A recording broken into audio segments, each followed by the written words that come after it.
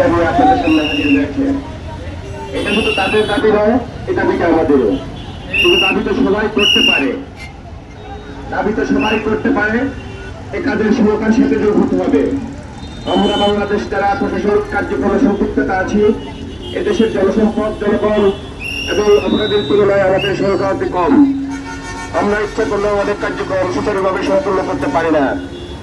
আপনাদের এই উদ্যোগটা যখন সন্ত্রাসীদের কাছে পৌঁছে যাবে, যখন মাদক পাচারিকার কাছে পৌঁছে যাবে, যখন দর্শনকারীর কাছে পৌঁছে যাবে, তখন তারা আতঙ্কিত হবে।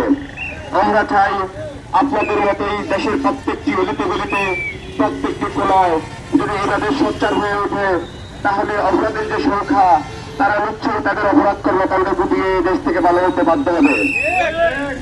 আমরা আপনাদের সাথে তাল মিলিয়ে বলতে চাই, শুধু ইসলামী যুব আন্দোলন নয়, আরো যারা রাজ্যের রাজনৈতিক সংগঠন আছে, সমাজসেবী সংগঠন আছে, সমাজের ভালো মানুষ আছে, আমরাও চাই আপনারা আমাদেরকে সহায়তা করুন।